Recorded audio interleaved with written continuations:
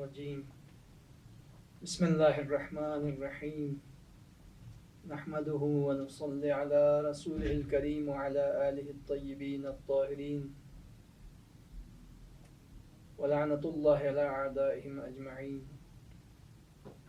رب اشرح لي صدري ويسر لي أمري واحلل عقدة من لساني يفقهوا قولي أما بعد فقد قال الله تبارك وتعالى بسم الله الرحمن الرحيم وإذا سألك عبادي عني فإني قريب أجيب دعوة الداعي إذا دعاني فليستجيبوا لي وليؤمنوا بي لعلهم يرشدون.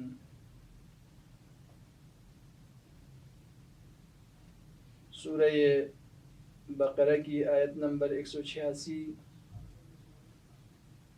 کی تلاوت کا شرف حاصل ہوا، جس میں اللہ تعالیٰ کا ارشاد ہے کہ اے میرے رسول، جب لوگ میرے بارے میں آپ سے سوال کرے، پوچھے، تو میں ان سے قریب ہوں. اجیب دعوت الداعی اذا دعانی، میں پکارنے والوں کو سنتا ہوں اور ان کا جواب دیتا ہوں، پکارنے والوں کو جواب دیتا ہوں. فَلْيَسْتَجِيبُوا لِي وَلْيُؤْمِنُوا بِي لَعَلَّهُمْ يَرْشُدُونَ، بس مجھے پکارو اور مجھے آواز دو، وَلْيُؤْمِنُوا بِي، اور مجھ پر ایمان لاؤ، میرے اوپر بھروسہ کرو، لعلہم یرشدون، تاکہ وہ ہدایت پائیں. میرا موضوع ہے انسانی زندگی پر دعا کا اثر. انسانی زندگی پر دعا کا کیا اثر ہے؟ یہ ایک ایسا موضوع ہے جس پر مختلف زاویے سے گفتگو ہو سکتی ہے. بہت ہی وسیع موضوع ہے، لیکن میں نے جس زاویے کو انتخاب کیا ہے وہ دعا کا اثر ہے. یقیناً اس آیت کے اندر پروردگار عالم نے، یہ قرآن کی وہ آیت ہے جس میں پروردگار نے 7 مرتبہ متکلم کا ضمیر استعمال کیا. یہ شاید کوئی اور آیت ہو، اس طرح قرآن میں کوئی اور آیت دکھائی نہیں دیتی ہے جس میں اللہ نے 7 مرتبہ ضمیر متکلم کا استعمال کیا ہے. فرماتا ہے کہ وَإِذَا سَأَلَكَ عِبَادِي، میرا بندہ، عنی، میرے بارے میں، اجیبو، فإنی قریب، میں ان سے قریب ہوں. اجیبو، میں جواب دوں گا. اذا دعانی، مجھے پکارے. فلیستجیبوا لی، بس مجھے قبولیت کے لیے طلب استجابت کرو. ولیؤمنوا بی، اور مجھ پر ایمان لاؤ، میرے اوپر بھروسہ کرو. یہ اللہ تعالیٰ کا رحم و کرم ہے، اللہ تعالیٰ کا لطف ہے کہ وہ بندوں سے کتنا قریب ہے. بندوں کو بلا رہا ہے اپنی طرف کہ آؤ تم میری طرف، مجھے پکارو. در بدر ہونے کے بجائے میرے در پر آؤ تاکہ تمہیں در بدر ہونا نہ پڑے. نحن الیہ من حبل الورید، اللہ انسان کے شہرک سے بھی قریب ہے. ان اللہ یحول بین المرء وقلبہ، انسان اور اس کے دل کے درمیان خدا حائل ہے. یعنی انسان خود اس کے دل سے خدا خود اس سے زیادہ نزدیک ہے.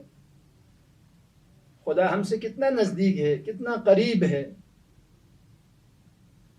یہ اللہ کا لطف و کرم ہے جو بندوں کو اپنی طرف بلا رہا ہے، دعا کی ترغیب دے رہا ہے، اپنی طرف بلا رہا ہے. تو دعا اظہار نیاز ہے اس بے نیاز کے درگاہ میں. دعا اپنی عاجزی اور انکساری کا اظہار کرنا ہے، اپنی ناتوانی کا اظہار ہے اس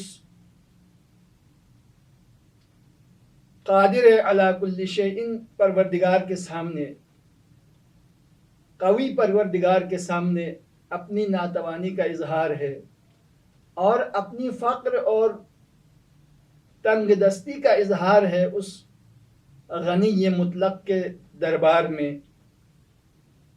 لہذا دعا عبادت ہے، دعا عبادت سے کم نہیں ہے، دعا عبادت ہے، جس کے بارے میں پیغمبر اکرم صلی اللہ علیہ وآلہ وسلم نے فرمایا ان الدعاء هو العبادہ، دعا عبادت ہے۔ مولا کائنات علی ابن ابی طالب علیہ السلام فرماتے ہیں احب الی اللہ، احب الاعمال الی اللہ فی الارض الدعاء، روئے زمین پر اللہ کو جو سب سے زیادہ پسندیدہ عمل ہے وہ دعا ہے۔ علیک بالدعاء فإنہ شفاء من کل داء، بس دعا کرو، اللہ کو پکارو، اس لیے کہ یہ تمام مریضوں کے لیے، تمام بیماریوں کے لیے شفا ہے۔ یا من اسمہ دواء و ذکرہ شفا، جس کا ذکر دوا ہے اور شفا ہے۔ لہذا دعا کی طرف پیغمبر اکرم کی ایک اور حدیث جو دعا کی طرف ہمیں ترغیب دلا رہا ہے، فرماتے ہیں کہ الا ادلکم علی سلاح ینجیکم من اعدائکم ویدر ارزاقکم، کیا میں تمہیں ایک ایسے سلاح کے بارے میں نہیں بتاؤں جو تمہیں اپنے دشمن سے بچائے گا اور تمہاری رزق میں اضافہ کرے گا؟ لوگوں نے کہا بلا یا رسول اللہ، فرمایا تدعون ربکم باللیل والنہار، بس دن اور رات اللہ کو پکارتے رہو، دن رات اللہ کے بارگاہ میں دعا کرو۔ فإنہ سلاح المؤمن، فإن سلاح المؤمن الدعاء، کیوں؟ مومن کا ہتھیار ہے، مومن کا سلاح ہے وہ دعا ہے۔ اللہ تعالیٰ سے دعا ہے کہ پروردگار ہمیں خلوص دل سے اللہ کو پکارنے کی توفیق عنایت فرما۔